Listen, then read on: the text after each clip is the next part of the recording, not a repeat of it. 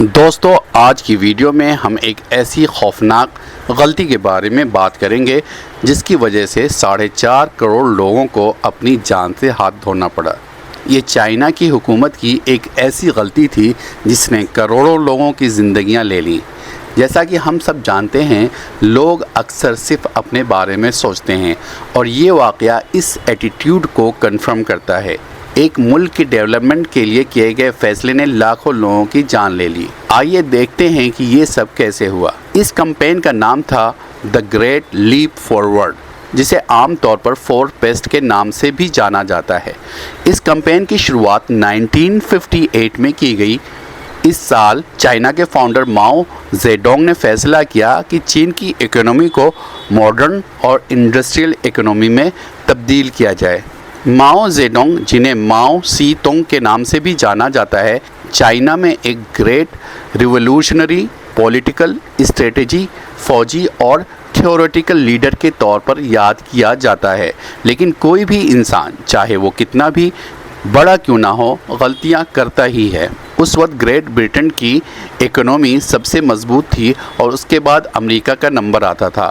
ماؤ اور ان کے ساتھیوں نے پرومس کیا کہ 1958 سے شروع کر کے اگلے 15 سالوں کے اندر وہ امریکی اکنومی کو پیچھے چھوڑ کر چین کی اکنومی کو اس کے برابر لے آئیں گے، اور اگر سب کچھ ٹھیک رہا تو چین برٹن کو بھی پیچھے چھوڑ دے گا۔ منصوبہ مکمل طور پر تیار تھا اور چائنا اپنی ترقی کے لیے آگے بڑھ چلا۔ اس ڈٹرمنیشن کے ساتھ چین میں ایک موومنٹ کو اسٹارٹ کیا گیا۔ اسے دی گریٹ لیپ فارورڈ کا نام دیا گیا، جس کے معنی ہیں آگے کی طرف ایک بڑی چھلانگ۔ لیکن فیوچر میں کچھ اور ہی ہونا تھا، اور یہ the great leap forward movement چین کی تاریخ کا ایک بہت برا دور ثابت ہوا۔ کروڑوں لوگوں کو بھوک سے تڑپتے ہوئے جان دینی پڑی۔ دراصل ماؤ کا خیال تھا کہ چین میں تبدیلی کا راز اس کی تیزی سے بڑھتی آبادی میں چھپا ہوا ہے، اور اگر اس بڑھتی آبادی کو آرگنائز طریقے سے ترقی دی جائے تو سماجی اور اکنومیکل تبدیلیاں دیکھی جا سکتی ہیں۔ اس کے علاوہ فصلوں کو ریسائیکل کیا جا سکتا ہے۔ اس کے لیے ایگریکلچر زمین پر زیادہ پیداوار کی ضرورت تھی، اور پیداوار بڑھانے کے لیے نئی حکومتی پالیسیز کو گراؤنڈ لیول پر انفورس کرنے کا فیصلہ کیا گیا اور ایک عجیب مہم شروع کی گئی۔ اس مہم کا نام تھا 4 کی مہم، اور یہ 4 چیزیں گوریا، چوہے، مکھی اور مچھر کو مارنے کی تھی۔ یہ سب انسانوں کے دشمن سمجھے جاتے تھے اور انہیں مار دینا چاہیے تھا۔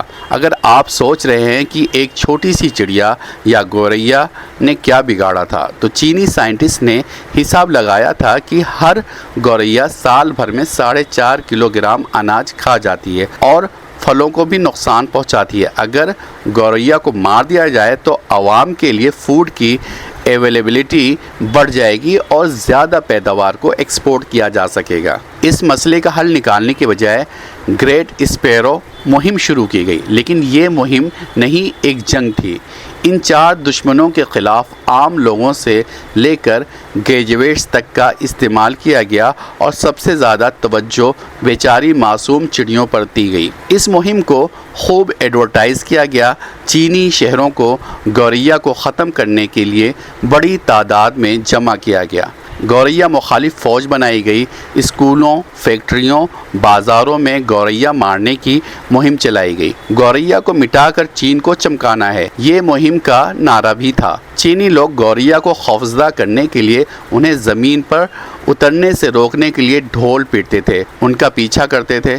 ڈھول کی آواز میں کوئی انٹرول نہیں ہوتا تھا۔ یہ معصوم چڑیاں زمین پر نہیں اتر سکتی تھیں۔ چینی لوگ جب تک ڈھول بجاتے رہتے تھے تب تک گوریا تھک کر گر نہ جائے، اور گرتے ہی اسے مار دیا جاتا تھا۔ چینی لوگوں نے گوریا کے گھونسلے توڑ دیے، ان کے انڈے بھی توڑ دیے، اور یہ مہم اتنی تیزی سے شروع کی گئی کہ پہلے دن ہی تقریباً 2 لاکھ سے زیادہ گوریا چڑیوں کو مار دیا گیا۔ چینی عوام میں اس معصوم چڑیا کو جڑ سے ختم کر دینے کا جنون سوار تھا، اور اس کے پیچھے کا سبب تھا چین کی اکنومی کو امریکہ سے بھی آگے لے جانا۔ لیکن ایسا کیسے ممکن تھا، ہمیں آج تک سمجھ نہیں آیا۔ اگر اس وقت چینی لوگوں کو اس بات میں بہت دلچسپی نظر آ رہی، برابر اس طرح کی کوششوں کے نتیجے میں 2 سال کے اندر ہی چین میں گوریا کی نسل تقریباً ختم ہو گئی۔ چین کے لوگ صرف یہی نہیں رکے، مہم کے اس پاگل پن میں لوگوں نے گوریوں کے علاوہ دیگر پرندوں کو بھی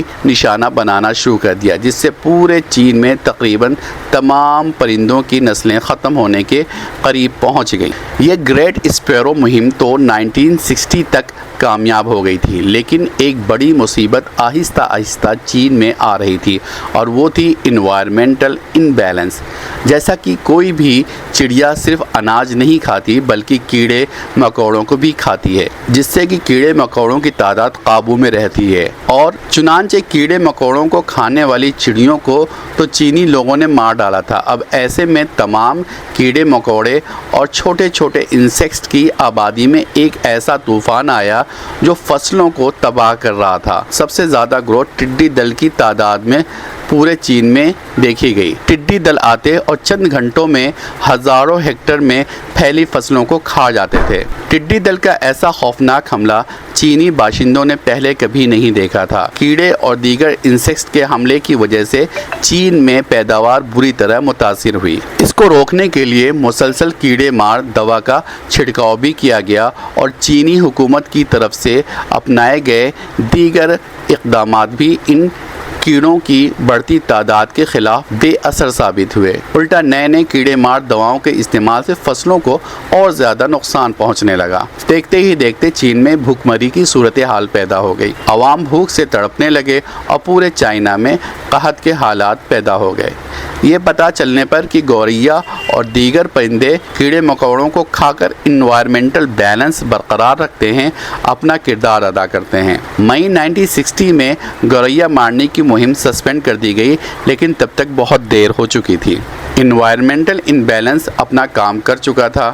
بھوک مری کی وجہ سے کروڑ لوگ بھوک سے تڑپ کر مر گئے۔ وہاں پر بھوک اور کھانے کے لیے اتنے حالات خراب ہو گئے کہ چائنا کے لوگ مٹی کھا کر اپنا گزارا کرنے لگے۔ 1958 سے 1961 کے دوران چین میں تقریباً 45 ملین یعنی تقریباً 4.5 کروڑ لوگ مارے گئے۔ چینی حکومت نے مرنے والوں کی سرکاری تعداد 15 ملین بتائی تھی، لیکن کچھ ایکسپرٹس کا اندازہ تھا کہ بھوک سے مرنے والوں کی تعداد 4.5 کروڑ تک ہو گئی تھی۔ اس واقعے کو چائنا کی تاریخ کا بہت بری بھوکمری مانا جاتا ہے، جسے چائنا ہمیشہ چھپاتا رہا، اور اس کا کوئی پختہ ریکارڈ آپ کو نہیں ملے گا۔ آج سالوں بعد بھی یہ ٹاپک وہاں پہ بین ہے۔ اتنا ہی نہیں، چین کی سرکاری ریکارڈ بتاتے ہیں کہ یہ ایک قدرتی آفت ہے، جبکہ حقیقت میں یہ واقعہ ایک خوفناک انسانی غلطی تھی، جس کی وجہ سے کروڑ لوگ بھوک کی وجہ سے مارے گئے۔ تو دوستو، یہ تھی ایک عظیم انسانی غلطی،